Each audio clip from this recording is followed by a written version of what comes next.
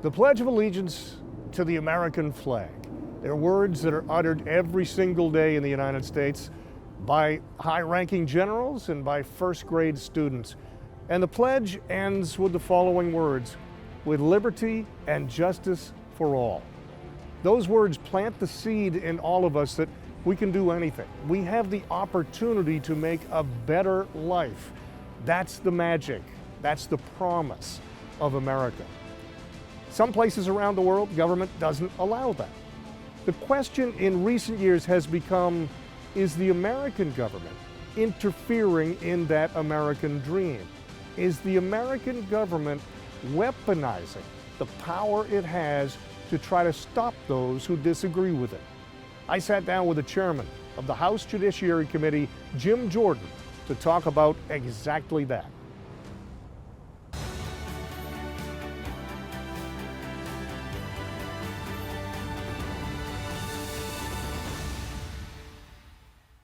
Mr. Chairman, thanks for doing this with us. Good to be with you. Fascist, dictator, king, insurrection. These are all terms that are used when people are talking about someone trying to impose their will on somebody else. They're also terms that people on the left and many of the media have used to describe Donald Trump.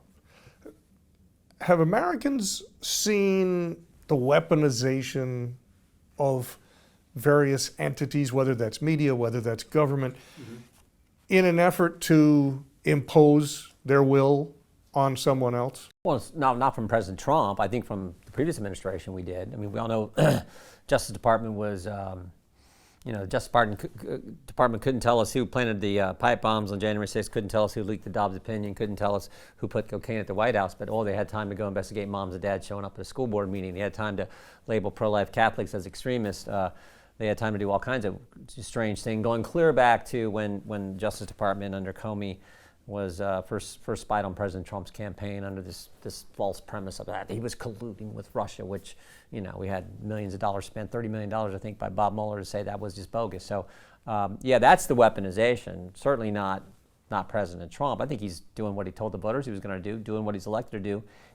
First and foremost, he secured the border, for goodness sake. So, there was definitely weaponization in the previous administration. You and I grew up saying the pledge to the flag every day when we went to school, and that ends with liberty and justice for all. Yep. And we were told that if you worked hard and you took personal responsibility, there was an opportunity for everybody to improve your station in life, to do what you wanted to do, to pursue your dream. Has the government and the various government entities, you mentioned Department of Justice, but let's run through kind of a checklist. Let's talk about FBI. Has there been a point in the last 10 years where we've seen them interfere with liberty and justice for all? Oh, yeah, I mean, I think when you look at the fact that the Clinton campaign hired the law firm Perkins Coie, who went out and hired Fusion GPS, who then went and hired a foreigner, Christopher Steele, who went and lied and put together a document called the dossier, the fancy name dossier, that then the FBI used to go to a secret court to get a warrant to spy on President Trump's campaign. That's not harming liberty you had one campaign in essence paying for the government to go spy on the other campaign for the highest office in the land. If that's not an infringement on liberty and justice, I don't know what is. And so I think you can just go through the whole thing. They raided President Trump's home, for goodness sake. A special counsel was named to investigate President Trump literally like 10 days after he announced that he was going to run for president back in November 22.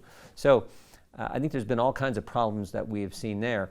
But that's just the left. The left always gets it wrong. They're always looking to expand government and deny liberty. Thank goodness we had November 5th, where the people said, enough of this. We are going to put back in office President Trump, who's going to defend liberty, defend the Constitution, defend the things that make America special. Let's talk about then the IRS. Have we seen the IRS weaponized against Americans? That was certainly back one of the first big investigations we were involved in. What's that now? 11, 12 years ago, when they were targeting Inspector General at the Treasury. came out with a report saying, yeah, they targeted people based on their political affiliation, political beliefs. And it was largely, back then it was the Tea Party conservatives. So yeah, we saw it with the IRS. We saw it with Homeland Security and the Biden administration. We're going to set up the Disinformation Governance Board. We're going to have a bunch of bureaucrats decide what you can say, what you can tweet, what you can post, what you can read. It's like, it's the dumbest thing I've ever heard. It's frightening. It's Orwellian. It's, you picked a word. So you had IRS, you had the FBI, you had the DOJ, you had the Department of Homeland Security, and who knows where else, and we haven't even got into the DEI and the woke stuff at all the other agencies. The court system is being used this year. Anything Trump has tried to move forward, within days there's a lawsuit, often in the Ninth Circuit, but or anywhere around the country that it can apply. There's then a blanket nationwide stop on whatever, or an attempt for a nationwide stop on whatever it is the president is trying to push forward. Is that the weaponization of the court system? Yeah, so again, you got 677 federal district judges. I think some of them think they're president, not the guy who put his name on the ballot and got elected by 77 million people. So yeah, you have that avenue as well. Again, the left is everywhere. The left is always wanting more government. The left's always wanting to I think, stymie where conservatives and Republicans and I think common sense want to take us. So yeah, you've seen that with judges. Instead of, they'll issue an injunction and it has nationwide implications and applies nationally, versus the legislation we just passed out of our committee and passed out of the House, now sits in the Senate, is legislation which says if a federal judge issues an injunction, it should only apply to the parties in the case in that respective jurisdiction. Good legislation that started in our committee with one of our good members, Darrell Issa. How about social media? We always talk about broadcast media and that they are tainted in one direction or the other. Fox News tends to favor the conservative side. CNN tends to favor the liberal side. We don't necessarily get fair and balanced anywhere nowadays. But social media was literally governing what would or would not be put out to the masses for some period of time. Should government have any role in that? Well, they were doing that until Elon Musk bought Twitter. I mean, I think he had a great, I forget the dollar amount, but he, whatever billions. I didn't spend X billions of dollars to buy Twitter. I spent it to save the First Amendment, save free speech. So Twitter is actually a place where you can follow the American tradition of the best argument wins. You make your argument. More speech is how you combat bad speech and hate speech, and more speech and real debate, real First Amendment, embracing free speech and embracing the First Amendment. So, but prior to that, of course, I mean, we know it happened because Mark Zuckerberg told us. Mark Zuckerberg sent me a letter, sent our committee a letter last August before the election. He said the Biden administration pressured us to censor. We did it. We're sorry, and we won't do it again. And God bless him for doing so. I mean, I appreciate him stepping forward and doing that. I think the reason he probably did it, because people ask me, why do you think Mark Zuckerberg, why would he send you the letter? I think it's probably because we had deposed 12 people from Meta, and he didn't want to be the 13th. He said, I'm just going to come clean and tell you what happened. And I truly believe that they probably didn't want to do it. But the pressure from the Biden administration, remember on the third day of the Biden administration, there was an email sent from the office of the White House to Twitter, and the email said, take down this tweet ASAP.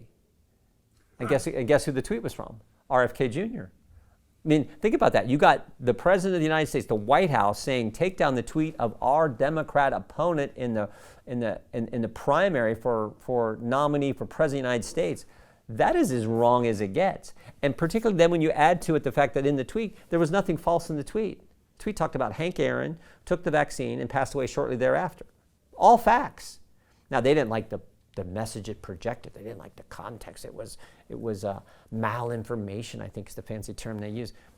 The government's pressuring a private company to take down true and accurate statements from the guy who's running against them for president. That is, and yet they say, oh, Republicans are a threat to democracy? You got to be kidding me. So, that was probably part of the reason why RFK Jr. said, I'm becoming a Republican, I'm going to support Trump. But he's now working in the Trump administration. Sometimes you can't make this stuff up. When President Trump ran for election again in 2024, the economy was the number one issue people were worried about, but a close second was the border. Sure was. And he made many promises as to what he would do to essentially shut down the border and only allow people who legally were allowed to come through. They have done that. In May, they had literally had 0 releases into the United States. So there have been protests. As he and his administration have been doing their job on the border, there have been protests. And those protests have included some violence. They have people, hammering things, breaking things, setting police cars on fire, throwing concrete off bridges onto cars. Is someone organizing that? And if so, who? And if we know that, is that criminal? We'll go through all the questions there. It looks like they are.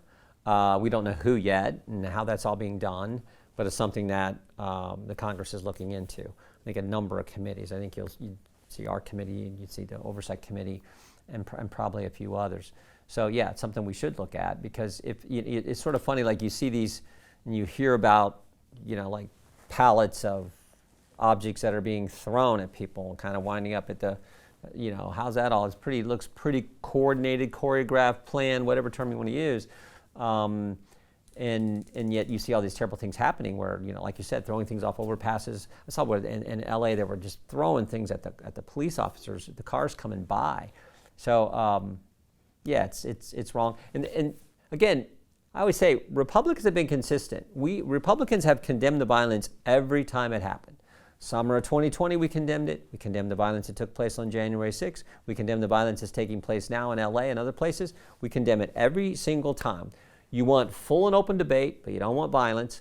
That's how America works. And that's what we should be celebrating and promoting, not making excuses for when people engage in violent behavior. I have friends that lean to the left. I have friends that lean to the right. My friends on the left often pair the name Trump with chaos. And my question for you, my question for them is always, has Trump caused the chaos? Or is Trump's presence there creating chaos that is caused by those that disagree with him? Yeah, it's certainly the latter. I mean, you're right. The left always gets it backwards. The left is saying, President Trump is causing the violence in LA. No, like, he's coming in there with the National Guard to stop the violence that was already going on. So the left always they get everything backwards. They get everything wrong. I always say, I say this out on the stump, not all Democrats are crazy, but the left that controls their party is, right? And you can go down the list. It's crazy to defund the police. It is crazy not to have a border. It is crazy to say men should compete against women in sports. It is crazy to blame President Trump and the National Guard for the violence that was taking place before he sent in the National Guard to stop the violence. And you could, what's the other one? It's crazy to let a Chinese spy balloon fly clear across the country and then shoot it down. I'm just a country boy from Ohio. I think I'd have probably shot it down before it went across the country. I think Trump would have too. I think you would have. I think anyone with common sense would have. But not Biden and not the left. No, let's let the spy balloon go clear across the country and then we'll shoot it down. Well, what that made no sense to me. So the left always seems to get it backwards and do the crazy thing and the wrong thing. But the American people have common sense, and I think President Trump does too. He talks about we're the party of common sense. And he's doing what he told the voters he was going to do. You mentioned President Biden, and it was just over a year ago now that he had the ill-fated debate with President Trump, where it became clear to those who had said for months, he's not okay. Everything wasn't firing on all cylinders. How important is it that we know when the people around him knew that he wasn't firing on all cylinders? Well, I mean, the oversight's do an investigation. I think it's important. It seems to me, unless you have like a whistleblower type individual who comes forward and says, we clearly knew and we took specific actions without his approval, unless you have something like that, I don't know what changes. But I do think it's another example of the left, the template they always follow. I always say the left has a process. They have a template that you see played out time and time again. The left will tell a lie. In this case, it's Joe Biden's just fine, right? When we could all see that it wasn't the case. The left will tell a lie. Big media will report the lie. Jake Tapper told us he's just fine. And if you disagreed with him, he would yell at you on camera, right? Well, now he just wrote a book saying just the opposite, and he's getting paid to tell us the opposite of what he told us 2 years ago. So the left will tell a lie. Big media will report the lie. Big tech then amplifies the lie. And when you tell the truth, they call you racist. Right? It's always how it's the same process time and time again. So, and then pretty soon your position would be proven accurate. Shazam, Jake Tapper now agrees with us. But no big deal, because they're already on to the next lie. and they will, the left will tell it, the big media will report it, big tech will amplify it, you'll tell the truth, they'll call you names, and the game goes on. The good news is the people are smart. American people figured it out. Like, nah, we're not buying all the left anymore. We can see, we got common sense, we can see the truth. In June, President Trump dropped bombs on nuclear facilities, 3 different nuclear facilities in Iran. There have been screams and hackles from the left saying he does not have the authority to do that. Legally speaking, constitutionally speaking, does the President of the United States, whether it's Donald Trump or Barack Obama or Bill Clinton, does the President of the United States have the authority to utilize the military? Yeah, it's commander-in-chief. I mean, I think President Trump is on strong ground constitutionally. Article 2 is commander-in-chief. I think he can cite that. I think he can cite, if you're going to cite the War Powers Resolution from 1973 and the process that's followed there, I think he can cite that. Imminent threat, certainly. Our intelligence told us Iran was close. Israeli intelligence told him Iran was close. The IAEA told the whole world they were close. Iran was close. Iran has said death to Israel, death to America. Like, come on, this is a terrorist state. This is really bad people running that country. So I think you have all those reasons, and you have what the president said during the campaign. Not going to let Iran get a nuclear weapon. And so president carried out on what he told us he could do under Article 2 of the Constitution, under the War Powers Resolution, and did it again and with intelligence, both Israeli and American, and of course what the IAEA said. I think that is a strong case. I totally support what the president did. Final question, and that is, we know, day by day, the news gets reported, oh, ceasefire, no ceasefire, oh, negotiating, oh, we're not negotiating. Every day they parse it by the hour. Long term, what should our goals as the United States of America, what should the goals be for the Middle East region? Well, I think you start with the special relationship we have with the State of Israel. They're our closest friend and ally, amazing country. You look at the history, we have always been support, whether it's 48 when they started, 67 war, 73 war, October 7th a couple years ago to now. I mean, there's a special bond between our 2 great countries. I think you start there. We have a strategic interest. We have this cultural, Judeo-Christian. There's all these special things that I think that are there in that relationship. So ideally, Iran never gets a nuclear weapon. We don't want that to happen. That's what this was all about. And I think President Trump and the precision and the way that our military operated was just phenomenal to see. You want Iran not to have it, and you want Israel to be strong. They're the democracy in the Middle East. We've had the privilege of going there. We've been there 6 times. We were there just back in February. I was actually, frankly, after that visit, I would not have been surprised if what we've witnessed over the last week had happened sooner, frankly. But I think that you start from this special relationship, going all the way back to President Truman being the first to recognize the Israeli nation, the Israeli state in 1948. Mr. Chairman, always a pleasure. You bet. Tim, thank you.